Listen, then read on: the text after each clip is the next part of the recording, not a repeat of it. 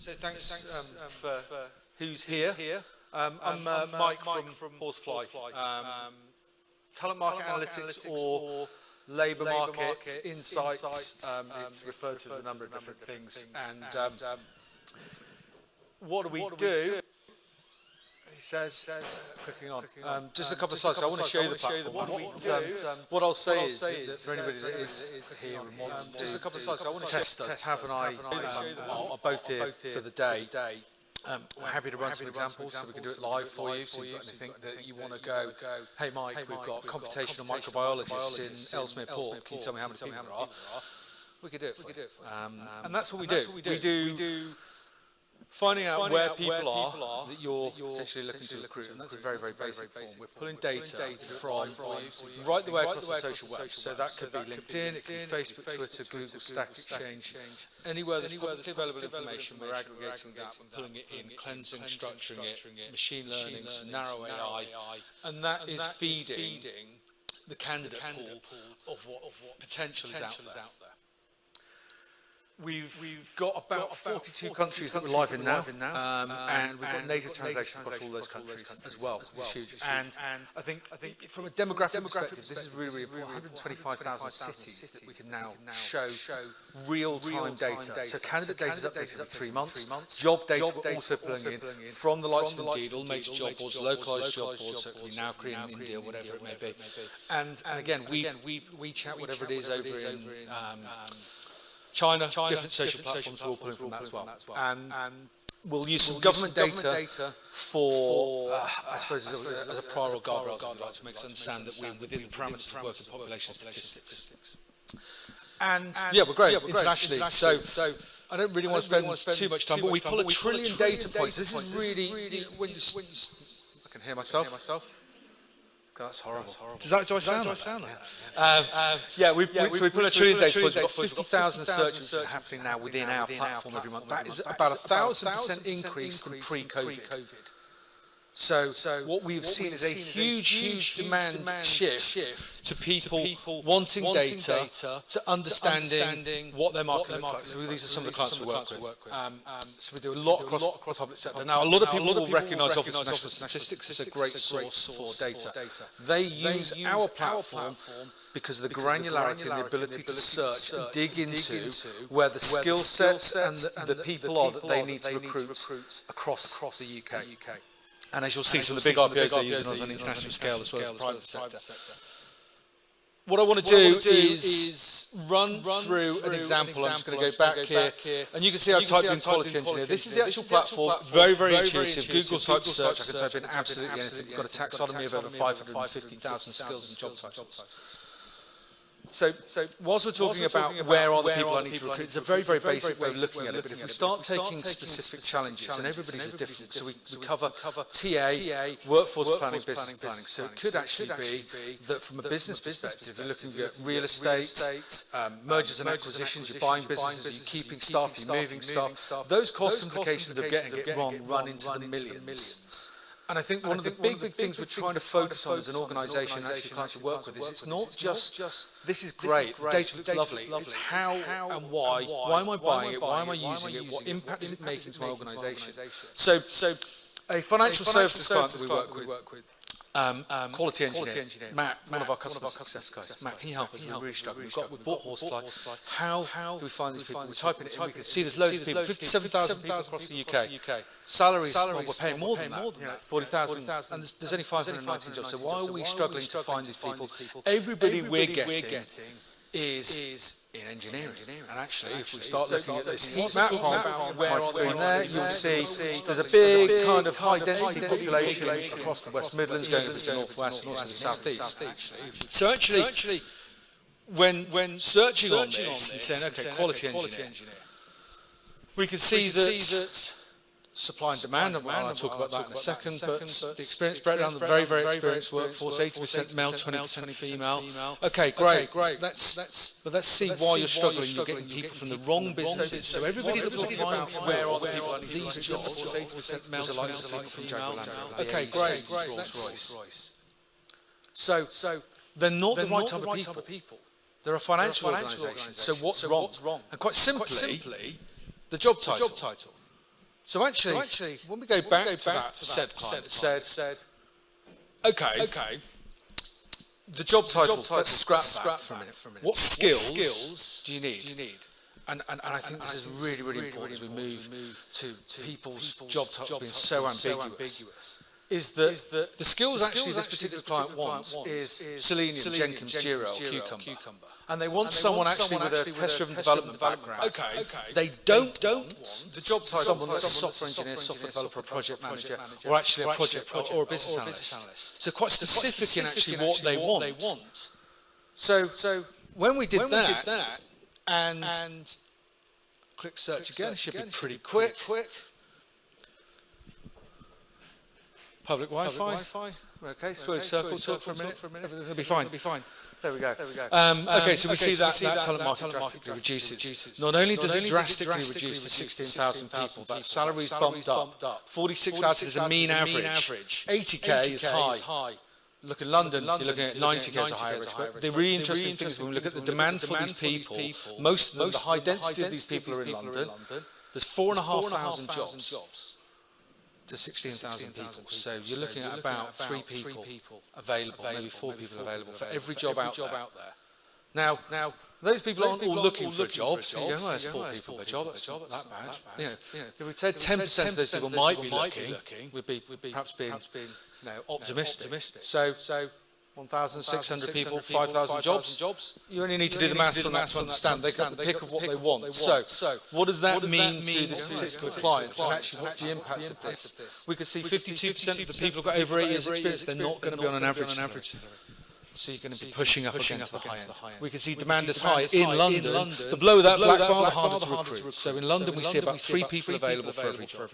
Actually, probably your best bet, if location is no problem, and again, something that perhaps COVID has opened up, is that if we looked in the East England, it's about 9 people available, and considerably cheaper than it would be in London.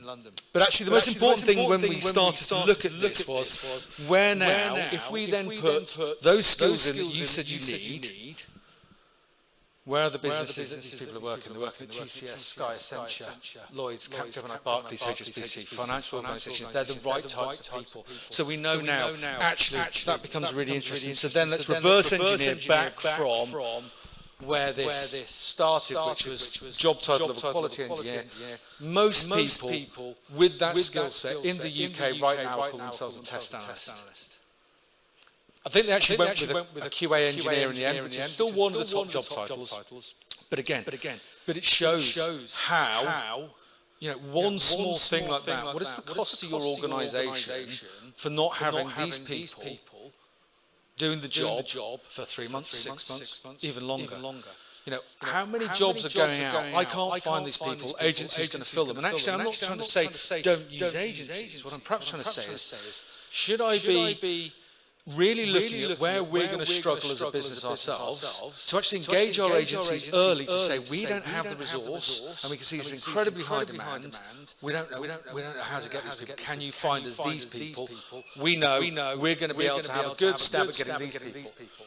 So actually, there's a big cost avoidance there. Yeah, and actually, if we talk about someone like the Home Office, we save them over £1 million over 2 years. And it was simply one of the big things with job titles. In the public sector, anybody who's worked across public sector will probably know that job titles are added to get more money and budget within an organisation. So you end up getting a librarian that could be a digital librarian that's looking after the community webpage and something else. So that's one thing that we can start to look at. Now, there's a range of other things that you can do within Horsefly, but it's what you want to use it for. And again, I'm giving you some of the features that we've got here because this is a show and tell, obviously.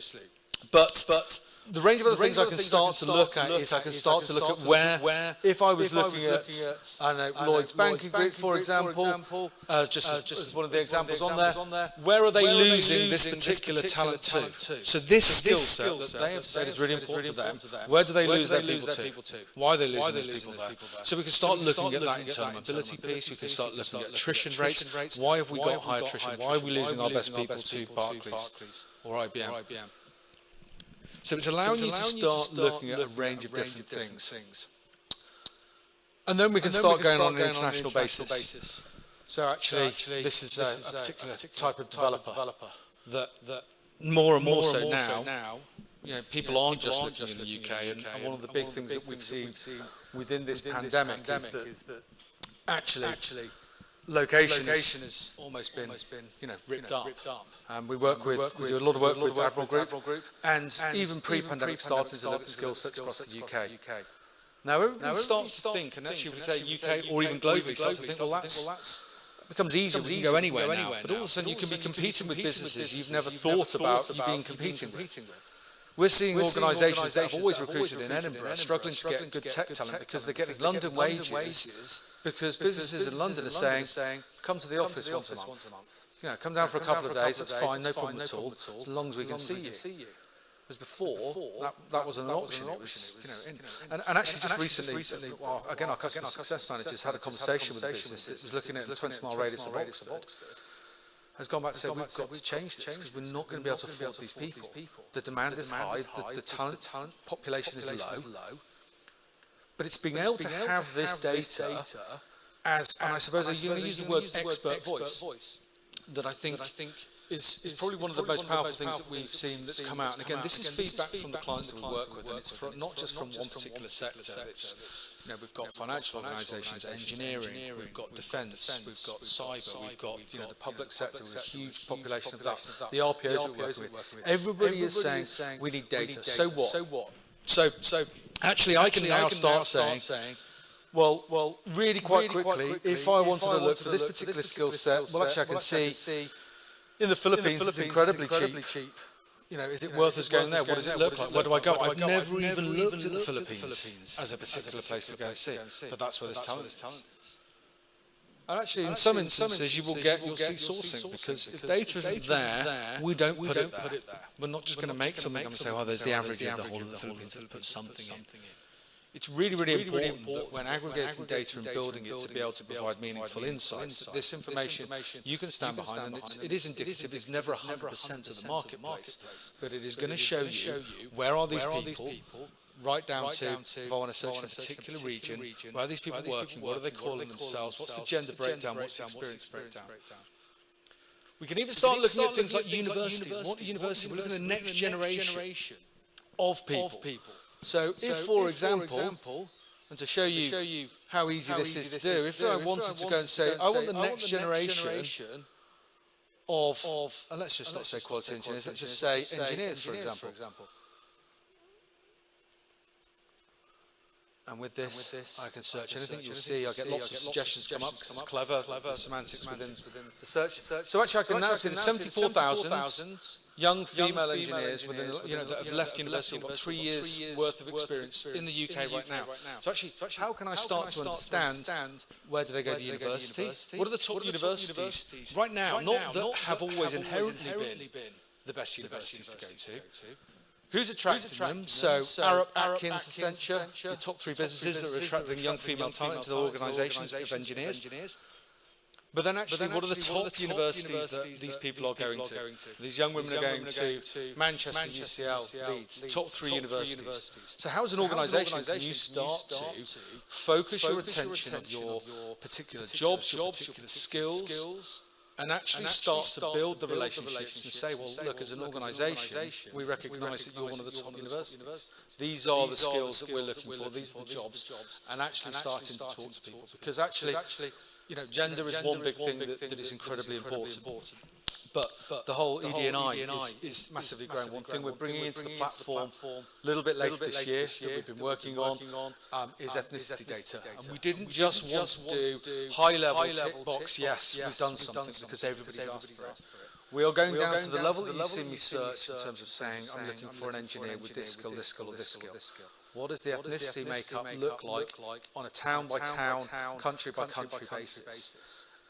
We took a lot of research within this to say, yes, from ONS or wherever you can get some high-level occupational information, but that in some respects becomes a little bit of a tick-box exercise. What problem are we trying to solve? And if it is genuinely about solving ED&I, then actually we need to be comparing ourselves as an organisation against what is actually in the marketplace right now. So that's something that's coming. We're going to bring out contract day rates as well. But yeah, I suppose really from my perspective, look, I've given you a bit of an overview here of what we can do. Has anybody got any questions that they want us to sort of ask, or and again, if they want to save them for afterwards, I'm happy to. But there we go, we've got one. Yeah.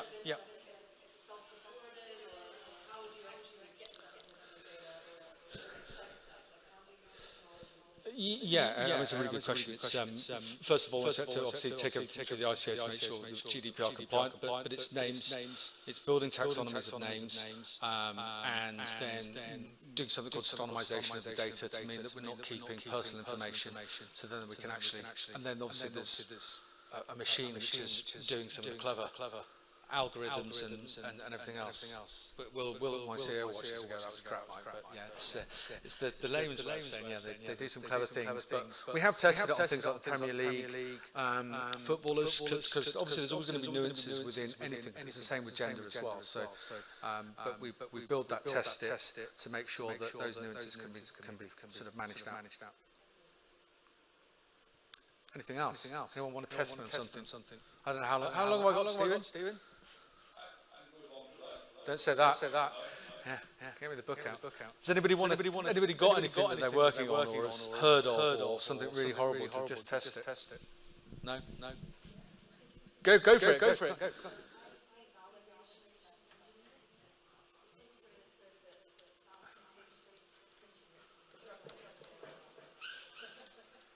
Integrated circuits. Okay, so I'm going to put integrated circuits. And so how I can build this, so integrated circuits and then a validation engineer.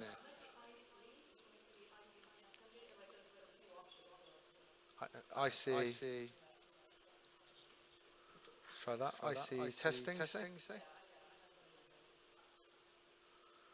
Okay, so if I put integrated circuit, IC testing, and I put engineer. In the UK?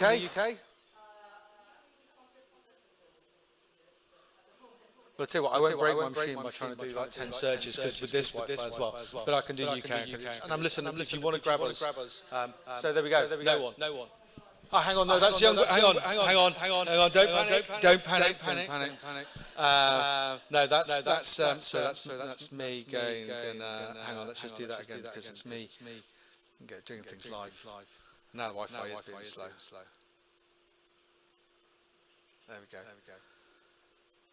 Right, filters are all on. That was young female, so IC testing. It's just as well it does it, and let's just put IT testing, and then we can go and put... And you'll see, the suggestions are there, because I think it's really important, actually, that you can look at that. And let's put engineer as well. Fingers crossed. Otherwise there's no one here. There you go, 577 is what we're pulling up. Based on that, now again, we can be a lot more granular with that type of search, but you get the idea that you can type absolutely anything in. I mean, I've done postmen, I've done forklift truck drivers, warehouse people, and again, I think that's probably one of the big things that does stand us out from, you know, there are other tools out there in the marketplace, but I think the fact that you can cover blue collar and white collar is really interesting. So actually your main people in the UK that are employing these types of people, HP, BT, Finisher, Intel.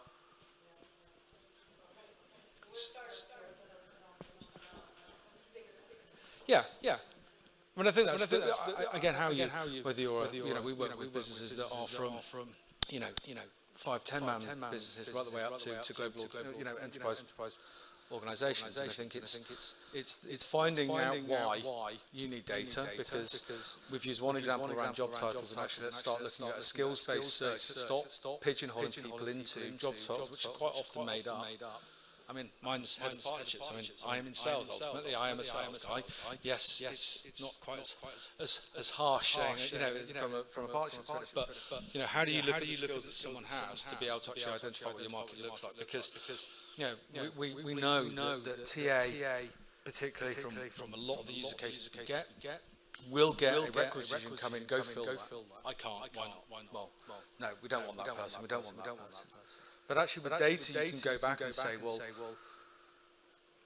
we're going to challenge that, because if you want people with this skill, I mean, I'm sure anybody doing the job in TA, some of the job specifications that we get through with 35 skills that we need these people to have Well, so go and type it in there. When I've had this before, someone says, I don't think Horsefly is working, Mike. So why? Well, I've done this search and there's nobody. Okay. Have you searched LinkedIn for that as well? No. Okay. Should we search LinkedIn? Yeah. There's nobody. So it's what you're looking for. That combination of skills is just it's not necessarily there. So it's about setting realistic expectations, your cost avoidance. And obviously then if we take some of the RPOs or third-party providers we work with, going to your organisation and recruiters for that matter to say, this is why you should work with us. Actually, it's not just about us at Corn Ferry or Hayes or Kelly Services or whoever it may be, about what we do as a business, but actually we've got tangible data that is real time, that is updated on a 3-month, from a candidate perspective, to be able to report back on. And I think that's kind of a really brief overview of Horsefly. It can all be exported as well. So actually, one of the things I didn't show, should you wish to, and again, great thing about this is that if I want to go and have a conversation with really quickly internally, or actually chop this up and make it to look really nice, this will probably break the Wi-Fi here, but it's going to download a PDF. But everything that I've searched within there, so whether that's skills, job title, university information, my heat maps, I've got a really nice sort of PDF. And again, I didn't touch on it too much, but supply demand is really interesting because everybody can go and say, look at London's got the most people. So we look at blue bar being the most amount of candidates, and black bar is candidates per role. So number of jobs being advertised divided into number of candidates. So yes, London has got by far the most amount of candidates, but it's also one of the hardest. Scotland, Stephen, and Northern Ireland are the other two hard places that have got probably less than 2 people available for every job being advertised. So it's removing a little bit of unconscious bias around lots of people easy to recruit. It's not the case. Let's look at demand. Who are the other businesses you're up against? But I think now more than ever, whether it's location strategy, whether it's skills of the future, whether it's what do we need to make sure we get right for 6 months' time, 12 months' time? Because I think what's happened during the pandemic has been people have gone, right, we can't get this wrong because it costs us money. And that's Horsefly. So thank you for those that came in. And as I said, please just grab myself or have. We're here. I've got to dip out for an hour this afternoon, but happy to kind of run anything that people want to see, and I can just get you the PDF and I can fire it over to you. So thank you very much.